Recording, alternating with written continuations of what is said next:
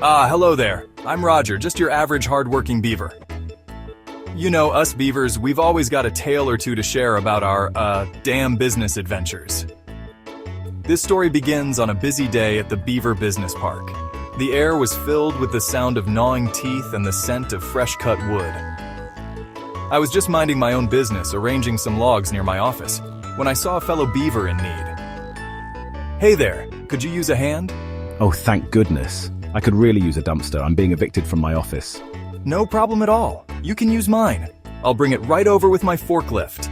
I scurried over to my trusty forklift, its shiny metal gleaming in the sunlight. With a quick flick of my tail, I started it up and drove it over to Pep's office. I really appreciate it, Roger. If there's anything I can do for you, just let me know. Well, now that you mention it, I could use some extra storage space if you have any available. As a matter of fact, I have an empty warehouse. It's a bit dusty and has no power, but it's all yours if you want it. That sounds perfect. Say, how about we make it an even trade?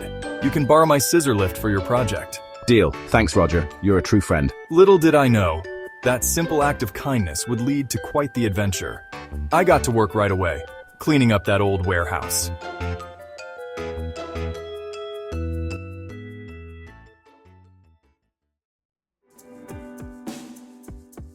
The place was a mess. Cobwebs hung from every corner, and the floor was covered in a thick layer of dust and... well, let's just say the pigeons had made themselves at home. But us beavers, we're not afraid of a little hard work. We scrubbed, we swept, we washed. Our tails were working overtime, swishing back and forth as we cleaned every nook and cranny. It was hard work, but we beavers are nothing if not persistent.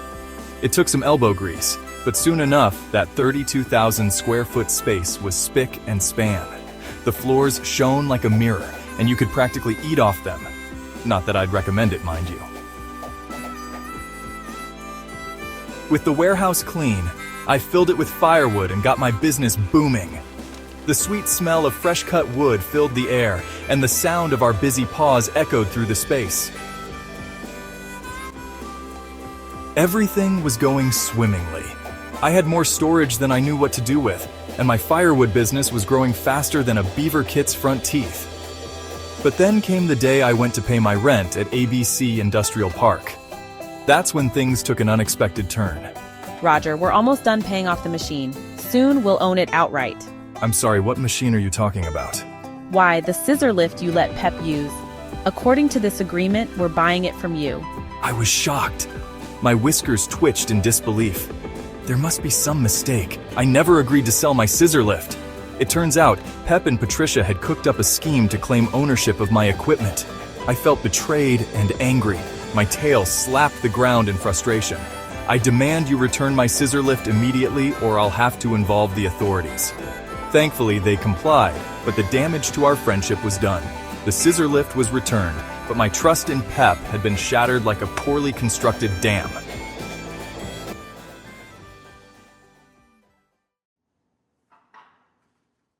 Years passed, each one adding another ring to my teeth.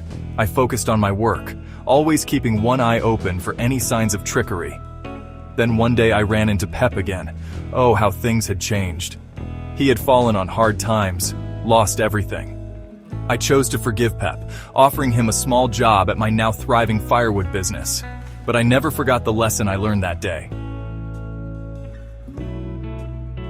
You see, little beavers, karma has a way of catching up with folks. It's like a river. It might take twists and turns, but it always reaches the sea eventually. Build your dam strong, but build your character stronger. Trust is like the mortar between the logs. Without it, everything falls apart. And that's the tail end of this beaver's tale. I hope you've learned something from old Roger's misadventures in the world of beaver business. Until next time, keep your dam strong, your friendship stronger, and your wits about you.